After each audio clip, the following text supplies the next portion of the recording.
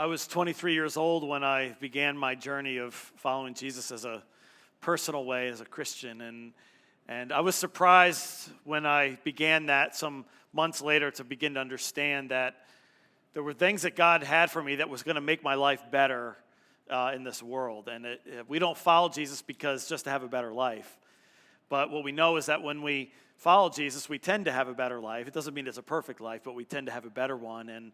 And there's principles and things that God wants to take from us. He wants to give to us that take burdens off of us. So as a church, we are very interested in that.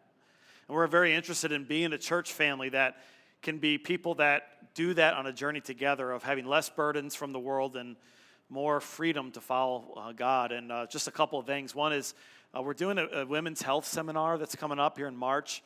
If you'd like more information about that, please go to our website and find out about it. It's a group of professionals that are coming. There's going to be breakouts. It's going to be a wonderful day for anyone that's interested. Bring friends to it.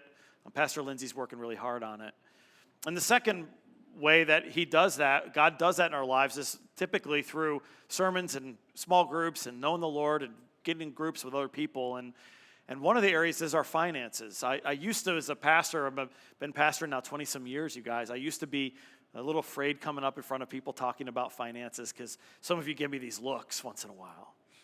And I've gotten to where it doesn't bother me anymore because I feel comfortable that these are God's ways and not my ways or even people's ways. We don't make up some of these things. And this morning, we're not talking about giving to the church or that kind of a talk. This is a talk that's for you about releasing the burden of debt in your life and releasing the financial burdens overall over our lives and looking at biblical principles that will help us to do that. Jesus said this in very interesting verse, one of his famous verses. He said in Matthew 6:24, he said, "No one can serve two masters." He said, either you're going to hate the one and love the other, or you're going to be devoted to the one and despise the other. He said, you cannot serve both God and money. And when I studied this verse over the last month or so and just thinking about it, it's interesting that Jesus says you can't serve both God and money. He could have said anything in that verse. You can't serve both God and anything you want to insert that we want, tend to have problems with. It's ourselves, it's our pride. It could be sex. It could be some kind of an addiction.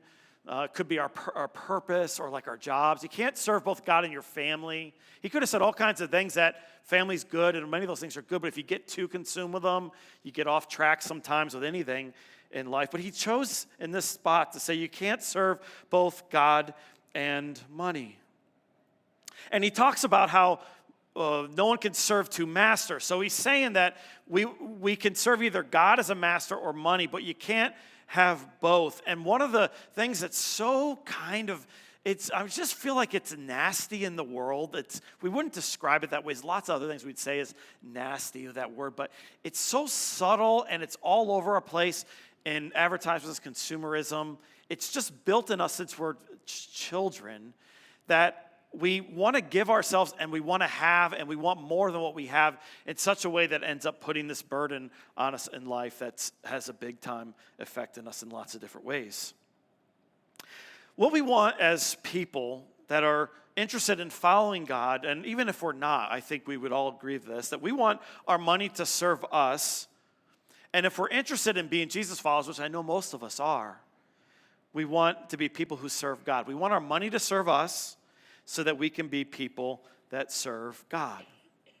Now, I have a few kind of snarky kind of moments in this sermon. I don't know why. I hope it's funny for you. It's funny for me in my mind, but you can get mad at me and throw something at me if you want to. Just don't make it too heavy what you throw at me. But this one, you guys, there's this old-fashioned way of life that Joelle and I learned from our parents or from our grandparents. You guys might find this very interesting. Now, you may have never heard of this before, this way of life. It's very fascinating when it comes to our money, but it's a principle that the previous generations used to have in their lives in a really big way. In fact, for hundreds of thousands of years, people had this principle that was built in their life, but it's going to be really new for maybe some of us, as I'm being a little snarky. And this is principle that's, if you don't have the money to buy something, you don't get to have it. Something like that. Is that how I said it? If you don't have the money to buy something you want, you're not allowed to buy it. Isn't that weird, you guys? A little bit weird, right? If you don't have the money to buy something, and you might be like, well, Joe, why can't you just swipe your credit card and get it? Right? Which we can, right? We can get what we want in this culture. We have all these things that are set up in the banking system and in consumer debt that if we want something now, we can get it. But the way it used to be was, if you really want something, but you don't have the money, you can't get it. Right? It's like this, a bit of a foreign concept with what society tries to teach us is true. I have all kinds of weaknesses in my life, as you guys know if you've been part of the church, and I'm not afraid to share most of them with you guys. But one of them that Joellen and I are very thankful that we've been strong on is this area of debt. We haven't had debt in our life hardly at all through our lives. We have a mortgage, and we were taught when we were younger that mortgages are the minimal. Both our parents were really good with that, and we you get infused stuff from your moms and dads sometimes, and one reason is Joellen's grandpa. He was a fascinating guy, Grandpa Pasquino.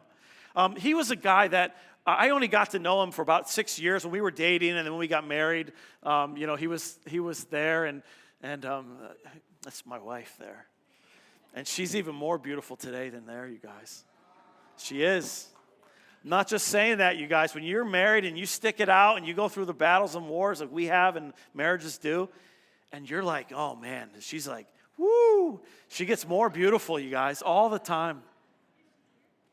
And what was I talking about? Grandpa Pasquino. So Grandpa Pasquino, he waded through the Great Depression, you guys. He saw the banks collapse. And then he fought in World War II. And he was a guy that just believed if you don't have the money to buy something, you don't have it. And so he would conserve everything. But when he was getting ready to pass, Bill was with him, and he leaned over to Bill, and he said one day, Bill, come here. He's like, there's money in the house. And because he didn't put money in the banks, he put it in his house in different places. And so Bill told me this later after he passed away, and he's like, come on over. We're going to look. He said, my dad put money in the house. So we started tearing apart the house, and we started finding these piles of cash all throughout the house. His television, the TVs, they used to be like fat. Tracy, they used to be fat. Now they're like skinny TVs. Well, back in the day, they were fat. And if you took the back off the TVs, you could open up. There was like space to put stuff there if you were, storing money. We took the back off the TV, and there was these piles of cash sitting in there. It was amazing. And then we went into Grandpa's basement, and Bill knew this, but Grandpa would take nails when he was doing a project. He would flatten the nails out, and he would save them and put them in tin cans so he could reuse them. And so I got some of those tin cans and were able to, use some of that stuff. But that was the kind of guy that he was. He didn't trust the banks. He bought stuff if he had it. You would have thought, if you knew Grandpa Joe, that he was poor, but he was actually very wealthy, right? Where today, it's like we want to put everything out there like we're rich. And inside, when you look at our bank accounts, we're actually not just poor, but we're in a deficit, right? Because we owe all this money. It says this in Proverbs 13. It's a very interesting verse. It says, one person pretends to be rich, yet has nothing, but another person pretends to be poor, yet has great wealth. I thought of that verse when it comes to Grandpa, because he didn't have debt, and sometimes when we have debt, we're pretending to be something we're not, but we don't own any of it. And the people that own this stuff, you owe them money every week. You're paying for those guys behind a computer sitting there. They're getting rich off of your money. And we're buying stuff like that we end up not even caring about later, but we're still paying for it. And our culture has this trap where we think we have to have that. And it's like a backwards way of life for us, you guys. And what bothers me, what my heart we as a staff experience is many times in our lives we go through times where we have lots of stress that builds over time. And there's lots of reasons why we can have stress and burdens that build up over our lives. But one of the most common ones is we owe all this money. We're not happy with what we have. And then we find ourselves not able to deal with the conflict and the personal issues that we have. We find ourselves in addiction and stress and not able to rest. Not able to follow the things that the Lord's asking us to do, all because of this trick that I feel like the culture plays on us. So the Bible's clear about it. And the good news is that we don't have to stay stuck in it. No matter how much we have, we can move towards getting out of it. We can get to a better place financially. So I want to talk with us just for a few minutes, 3 ways. I'm talking about these as values in 2025. Things that we could put in our lives so that at the end of 2025, we're still on that track from January series. We're going to look back and say, I'm glad I did that. I'm glad I started that process. And the first one is this. We're going to embrace the value of, get ready for it, you guys, self-control. Self-control. It says in Proverbs 25, like a city whose walls are broken through is a person who lacks self-control. Can we just picture that for a moment? You know, back in the day, the cities, they had walls all around them because they were protected from the bad guys that were coming and were trying to try to steal from them or take their people or kill their people. So these walls, and it says like, if you lack self-control, it's a little bit like you're a person who doesn't have protection over you. You're following your feelings. You're going after what you want, not what you need. You give in to the advertisements or what your family or friends have. We're vulnerable to debt if we don't have self-control. I've been processing with my counselor. I'm in counseling again, you guys. So big cry baby Joe, here he is again. Telling you guys about my problems. I'm in counseling again. And this time it's for the conflict at a deeper root. I've found someone that I think is helping me understand it. I've gotten better at it on the outside. So sometimes some of you guys get mad at me. I probably on the outside handle it better than I used to. But inside it's like, right? One of the things the counselor is helping me understand is that my conflict management on the inside and what's happening in my mind and what I'm viewing and all the stress that I experience in it got locked in about 9 years old. So what that means for me at different levels is that I still internally am approaching some things like that as if I were a young, very young, even a boy.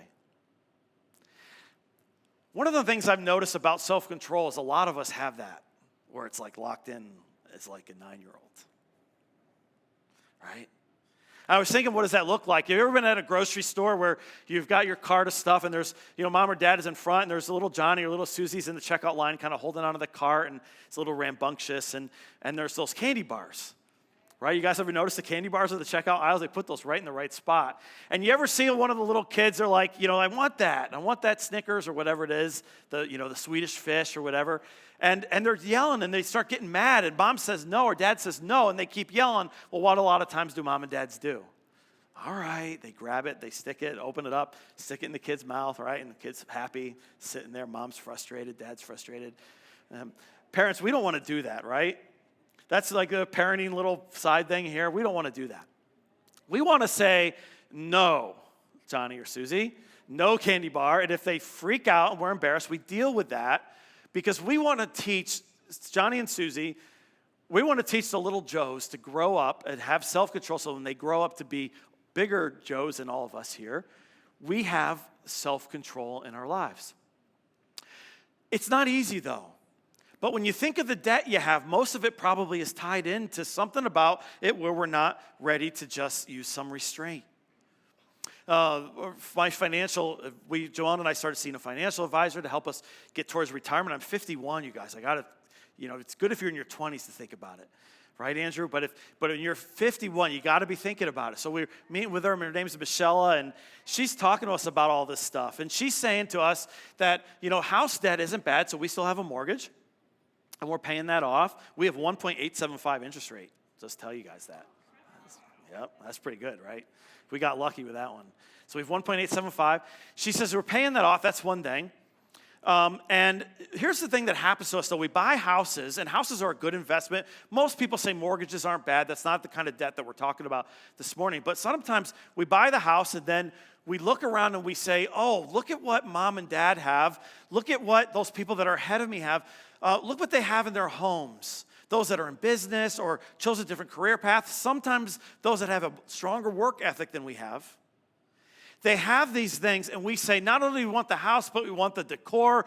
We want the couches, the furniture. We want everything the way we want. We want the latte machines. We want all the fancy things. Do you guys know what I got Joanne for Christmas? I got her for Christmas a towel warmer. I was in Costco, and Costco has all that stuff sitting out, and you're like, oh, I need that. Well, I got Joanne a towel warmer, and so we buy towel warmers and things. I gave it to Joanne at Christmas. She smiled, thank you, honey. The next day, she said, can we please take that back? My heart wasn't broken, actually. I mean, I actually wanted it. Maybe that would be why I bought it, but. We extend into stuff that we end up paying for, and then it goes out of style, and we're still paying for it. Our cars, you guys. We drive our cars. If you buy a new car, and again, if you have the money for these things, do it. The Lord has blessed you in that way. Spend money. That's not bad to have money. Cars, a lot of times we don't have the money for cars, and sometimes we get $500 payments. Sometimes they get to be like $1,000, and we're car poor. We don't have money. We're stressed out about paying it. I have a friend, his name is Sam. He became a doctor when I met him about 20 years ago. And he said to me, he was still driving his old Toyota Corolla with rips and holes and things, and all the other doctors are driving their nice cars. And I said, Sam, why don't you get a new car? And he's like, Joe, that Corolla gets me from point A to point B, Anthony, just like those other cars, and he's not spending the money on it. Cars are a bad investment, you guys. Right? So what happens? We're extending on these things. We think it's important because we see it. We want the options. We want the seat warmers. We want all these nice things in our cars. We got to have that. Then we pay for it, and we're stressed out. I think there's a really good word for us to learn and to think about when it comes to this series on our finances, and the word is no. Can we say it together? No. Can we say it one more time? No. You know what I almost did? I was going to see if Jake Lurs, who owns the gym here, if he could get on and sing that song for us, that Twisted Sister. We're not gonna take it, right? It was such a good song, the lyrics, but then I figured some of you would get mad at me, so I didn't do it. We're going to say no, and we're going to learn self-control. The second thing we're going to do is we're going to be people that are going to embrace the value of sacrifice. We're going to look at Jesus over and over in our lives when it comes to this sensitive area of our finances. And we're not going to take it anymore. We're going to be people that sacrifice, even though compared to most of the world, we're really not sacrificing, but it feels that way to us. Look at this verse in Hebrews 12 about Jesus. It says, fixing our eyes on Jesus, the pioneer and perfecter of our faith. For this is what Jesus did. The joy set before him. It says he endured the cross. Well, what does it mean? It's like he saw the joy before him, which was what? It was all of us. It was all of us watching online. It was all the people in the world. He put what was more important to him first in his mind. That was the joy that set before him so that he could sacrifice and go to the cross. In a much smaller way, we can practice things like that. I saw this definition. It's about sacrifice. It's giving up something that you love for something that you love even more. It's giving up those subscriptions that we have. They build up. We don't even know we're paying them, like Lindsay said last week, because we want to get out of debt. It's giving up a bigger house sometimes. We want to have more children. One of you might want to stay home. It's a good thing to consider. Not for everybody, but a good thing. But don't not do it because you don't have the money. Figure out a way if you want that, so you have the money. Sacrifice what you want short term for what you want in the long term. Many of us go to college. I made a lot of mistakes at college. I spent a lot of money on beer, pizza, and other things. I couldn't wait for my loan checks to come in because I was the most popular guy on the block. I would buy pizza and beer one time for everybody. Instead of doing that, if you're in college, or instead of having your own room with somebody, so that you can pay down debt, sacrifice what you want today so you don't have as much college debt for later. This is one that's an easy habit to get into, you guys. It's eating out lunch. You guys, you know how much it costs to eat out lunch? I don't know if this is right. I think it's something like, $15 to eat out at lunch? Is that right? I don't know. Maybe that's cheap, but $20 if you sit down. I don't know. How much can you brown bag it for? You think $4? Do you guys know Tyler May? Tyler May is a wonderful part of our church. Such a funny story if you guys ever see Tyler. He's back. He's serving the praise school. He's leading things over there for now, and he's doing a great job with all that. But he has a story. He figured it out to the penny what his lunch was going to cost him. Right, Jacqueline? He said it to me, it was $1.47 for 4 peanut butter and jelly sandwiches. And for how many years did he do that? Years. It's like 8 years. He ate 4 peanut butter and jelly sandwiches, $1.47, so he could pay down his $27,000 in student loans. He sacrificed something he wanted today for the sake of what was there for him in the future. And here's the thing about this. It's interesting. I don't think any of us eat out every day, but if you did eat out every day, you could save $11 a day. That's $4,000 a year. That's $20,000 in 5 years. And every 5 years, if you could buy a $20,000 car, you guys used, that's an interesting idea, isn't it? You buy one car, you start saving for the next. Just patting myself on the back, I guess. Depends on your perspective. The most expensive car Joanna and I ever bought was a $14,000 car. There's ways to do that. Our whole lives. We were meeting with our financial advisor. She said, so what's your assets or the stuff you have? I was like, we have a house. She's like, okay, tell us some other stuff. We have a house. She said, we have cars. And I told her our 4 cars, and they totaled about $15,000 is what they're worth. We save a ton of money that way. It's a pain sometimes. They break down. It's a pain, but for us, that's been a good decision. So that's one example. Can I share with you guys a few other things here? A few practical things. When you're going to buy something, instead of what is the monthly cost, which is an easy way to go into it, ask yourself, what is the real cost? Because they're different.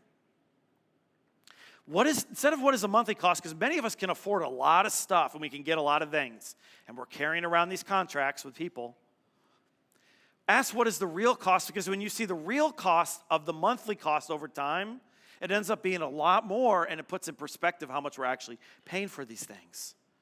And the Lord wants us free from that, right? Guys, the younger you are, the more important this is to get a hold of it. It's really big deal. It starts patterns in your life. Break them now in Jesus' name. Break those patterns, you guys. Do what you have to do to get out of debt. Stop overextending yourself. Stay at a lifestyle that's limited today so in the future you could be at a lifestyle that you want. Here's a couple of credit card examples. Pastor Lindsay talked a little bit about this last week, but let's say you had $6,500 in credit card debt. And the minimum you paid, I don't know if this is all right, $125 a month at 24% interest. That's stuff that you bought, right? So you'd say you went on a trip, maybe you want to go to Europe, or you maybe had a medical problem, which is you can't do anything about.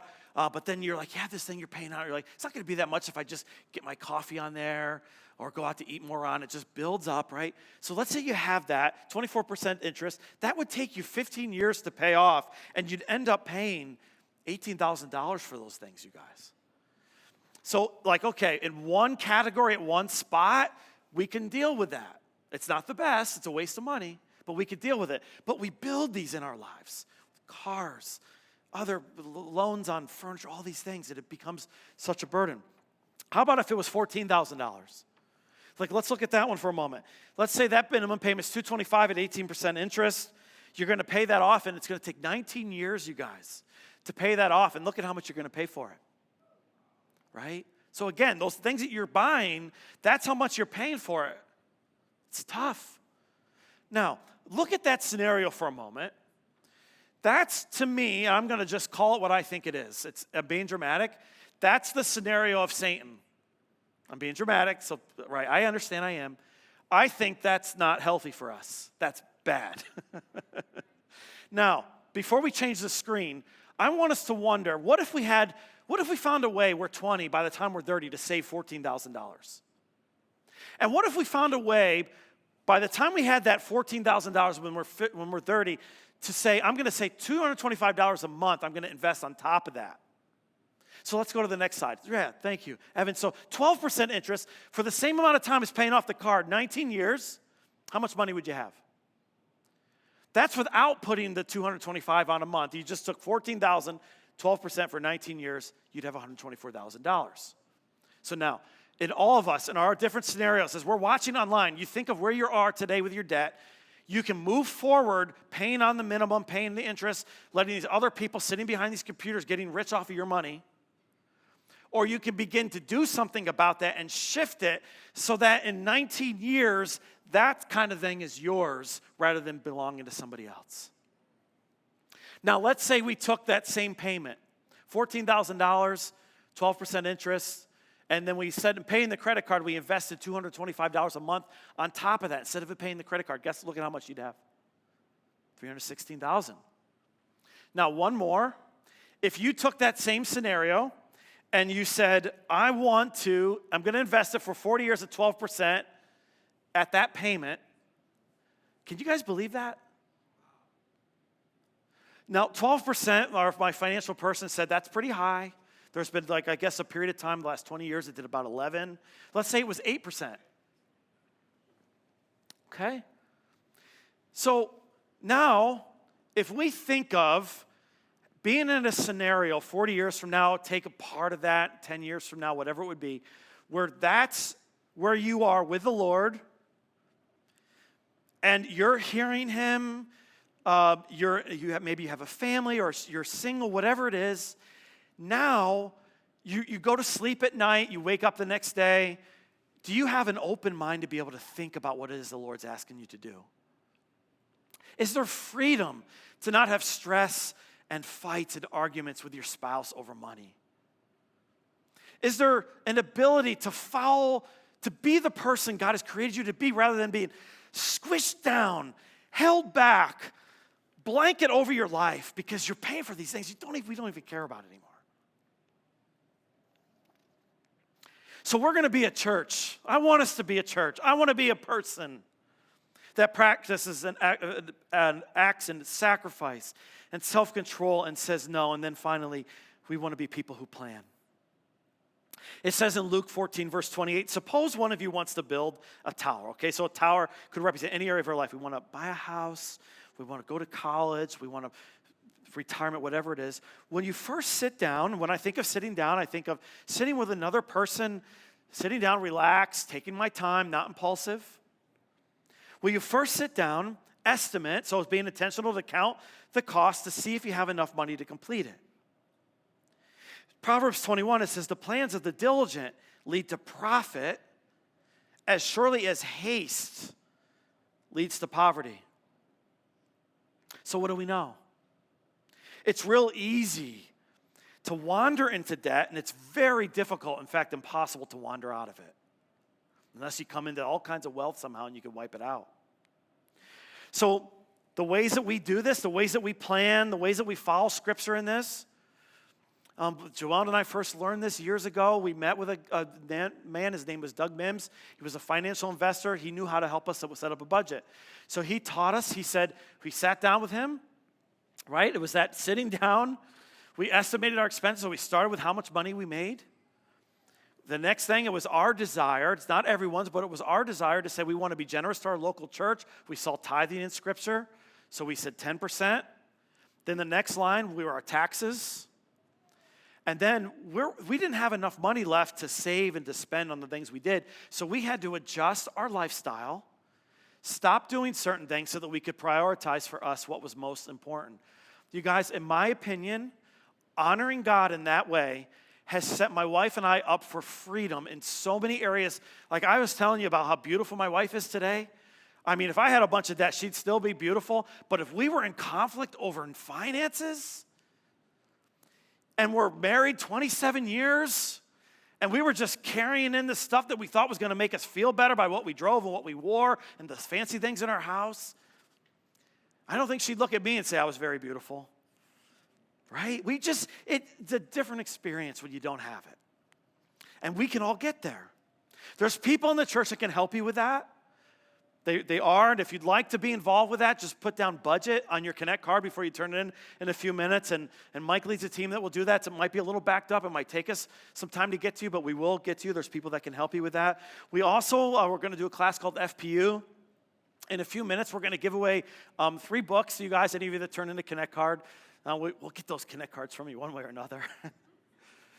And if you turn in a Connect card, we'll draw your name. We'll give you these books. These books, it's the FPU course in a book. And if we draw your name, you can take a chapter a month through the course of 2025. Put that into your life, and I think it'll be a big help to you. I'll close before we watch this video with this. 3 steps to getting on a budget. First, Dave Ramsey says this. He says, save $1,000. So I think $2,000 is probably a little bit more applicable to today with things, but $1,000, $2,000, have that as an emergency fund, because it always seems to happen when we start getting serious about this stuff. Johnny goes in the hospital, he breaks his arm, a car breaks down, the appliance breaks or whatever, right? So begin there, get an emergency fund. The way Joanne and I have gotten emergency funds, this has been fun. We go around the house, we look for things that we can sell. Do that to a point to make your family a little nervous, right? It's kind of fun, though, to do that. If those of you that are friends with me on Facebook, you see me posting stuff from time to time. The other thing that we do from time to time is we say, okay, we look at each other. We had big expense. Joseph's car was $1,400. I remember that a few months ago. Spending frees time. And we look at each other, we're like, okay, here we go. And now we're not this much of a spending freeze, but in the past, when the kids were young, we would eat rice and beans, pasta and sauce. My mom taught me how to make beans and hot dogs and beans. Put some ketchup and brown sugar in there, it's really good. We would eat those things, and that would be our dinners for periods of months. I know some people in our church that do stuff like that now to get your savings back where it needs to be. So there's ways to figure out stuff when we get creative. So we're going to get the emergency fund. The second thing is, I believe in honoring God. He's going to bless you for it. He's going to. I believe. Decide to start giving back to your church. Third thing is, we're going to practice the debt snowball. Practice the debt snowball. I want you to watch this video. It's old. Some of the figures are out of date, but it's the best I could find that illustrates it. The guys are going to pass the buckets to collect the Connect cards while we watch this. What I'm going to show you is what finance legend and my good friend Dave Ramsey calls the debt snowball. This is the absolute best and fastest way to get unstrapped and to free yourself from the bondage of debt. What I'm about to cover with you is one of the most important things that you can ever learn about your personal finances. Are you ready? Let's do it. Look at the bottom of your notes and let's attack this together. Here's what we've got. This is an imaginary list of our debts, what we owe to others. In this sample list, you'll see the different people or businesses we owe listed in the first column. In the second column, you'll find the amount that's owed to each one. You see, we owe $450 to Lowe's for the power tools that we always wanted, $650 to Target for the cute top, the belt, the earrings, and the hat to match, plus the ketchup, Oreos, and pickles, and all the other things you craved when you were pregnant. We also owe $1,600 to our parents, who let us borrow the money to replace our air conditioning unit when it went down, and so on. In the third column, you'll see the minimum payment. This is the minimum amount that we're required to pay each month, and we've been faithfully paying the minimum, but we are sick and tired of being strapped. So, what are we going to do? Again, what we're going to look at is something that could change your life forever. Here's what's going to happen. You're going to find an extra $200 a month. Now, you're probably thinking, where in the world am I going to find an extra $200 a month? And that's a good question. I don't know the answer to the question, but you will find it. You'll get very, very creative and find $200 extra a month. If you have to take a second job delivering pizzas, or if you have to eliminate your satellite television or your mobile data plan, or start brown bagging it, or skipping your $4 daily dose of overpriced caffeine, or whatever, you'll find $200 a month. And what you do with this $200 a month will change future generations. Here's how it'll play out. Let's start with Lowe's. We owe them $450. Your minimum payment, remember, is $50.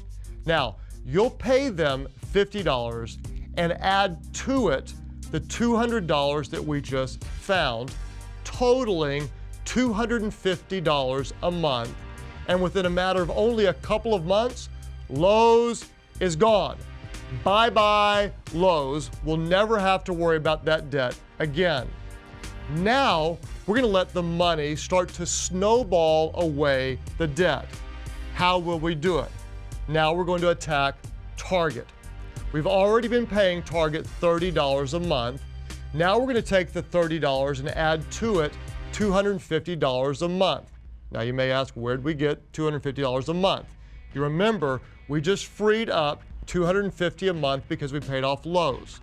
Now we're going to take that $250 and the $30, and together we have $280. And guess what?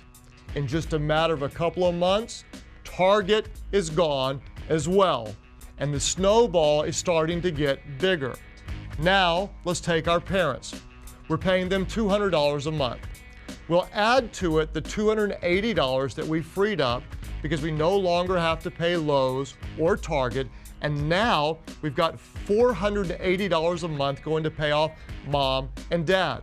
Again, in a matter of a few short months, mom and dad are paid for, they're happy, we're happy, and we're gonna take this money and let it grow every single month and apply it to the next debt that we owe, starting with the smallest amount of debt so we can knock it out, and going piece by piece down to the largest. We're gonna pay off all of our debt with the debt snowball. We're gonna wipe out everything we owe but the house. Now, how will this benefit you in the long run? Let me show you something that is really, really amazing. If you just continue to pay minimum payments, like so many people do, if you're taking notes, write this down. It's going to take you 120 months to pay off your debt.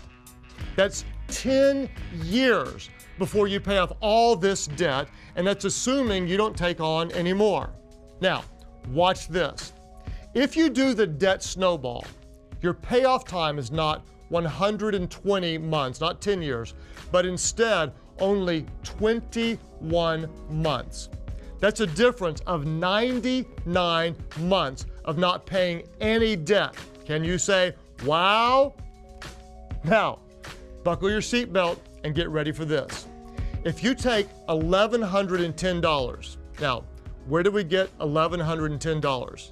If you look at the debt we just paid off, you freed up $1,110 a month in debt payments that you no longer have. If you take that money and invest it at 8% for that same 99 months that you would have been paying off your debt, at the end of that time period, guess how much money you'll have? You'll have $153,992.30. Check it out. In most parts of the world, what did that buy you? That will buy you a house paid for in cash, totally debt-free, including a house in only 10 years. You can do it if you'll get crazy with the debt snowball. Let no debt remain outstanding except the continual debt to love. We don't serve money, we serve God. Money serves us as we serve God. If you live like no one else, one day you can live like no one else. All right. Thank you, Pastor Joe, and thanks, Pastor Craig. Man, we are so glad you joined us this morning. Hey, I have a few things before we get into our giveaway. A few takeaways. Number one is this. Bring God into your finances. Bring God into your finances. Sometimes an area where we just think about, no, let me just take care of this. It's just numbers. Let me do this. Sit down as a family, pray together, work through that with the Lord. The second is be intentional. We have ways of helping you at Reality, but if you have other ways that you'd like to help yourself, that is amazing, but be intentional with your finances. This stuff does not happen on its own. It only happens through intentionality. So this is all awesome in theory, but when you hear about somebody who does it and it actually works, it gets you excited. And so I have my good friend Heidi on a video here she's gonna share more about her debt and financial experience. So go ahead and take it away, Heidi. Hey, Joel. Hey, Heidi, how's it going? It's great. How are you? Great, great. Hey, I heard that you have a little bit of debt, and I was wondering if I could ask you some questions about it. Yeah, of course. Okay, amazing. How much debt did you have / do you have? I had $145,000. $145,000 of debt. And how old are you? 25. 25. Man, I guess it's pretty easy to rack up debt. How did you get most of that debt? So I went to undergrad and grad, college, loans, traveling, shopping, credit cards.